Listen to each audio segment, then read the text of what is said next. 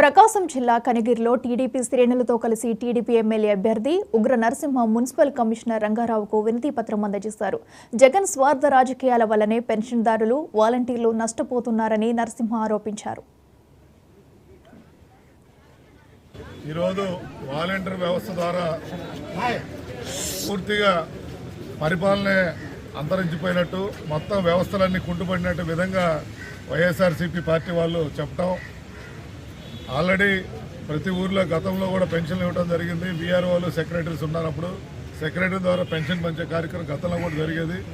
వీళ్ళేదో కొత్తగా ఇంటికి పోయి ఇస్తున్నట్టు కొన్ని పద్ధతులు అవలంబించి రాష్ట్ర ధనాన్ని చాలా వరకు దుర్వినియోగం చేసి ఈరోజు ఆ వ్యవస్థ లేకపోతే తెలుగుదేశం వల్లనే ఇవన్నీ కుంటుపడిపోయిందని ఉన్నారు.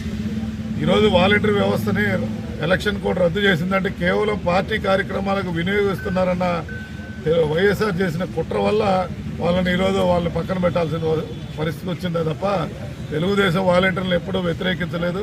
వాళ్ళ ద్వారా పనిచేయమన్నారు కానీ పార్టీ కార్యక్రమాలు చేపిద్దని చెప్పడం జరిగిందే తప్ప దాన్ని వేరే విధంగా వాళ్ళకున్న పత్రికల్లో రాసుకుంటూ ఈరోజు పేద ప్రజలకు ఇచ్చే పెన్షన్ కూడా కుంటుపడే వ్యవస్థగా చేస్తున్నారు. పాలకులు ఎప్పుడైనా కన్ను తెరిచి భారతదేశంలో పరిపాలన అనేది ఏ ప్రభుత్వం ఉన్నా జరుగుతుంది, అది పార్టీలకు వ్యతిరేకంగా జరగాలి. ఇమ్మీడియట్గా పెన్షన్ వితిన్ 1 వీక్ లోపల ప్రతి ఇంటికి వెళ్ళి ఇప్పుడున్న సచివాలయ సిబ్బంది ద్వారా కానీ మిగతా సిబ్బంది ద్వారా ఆ కార్యక్రమం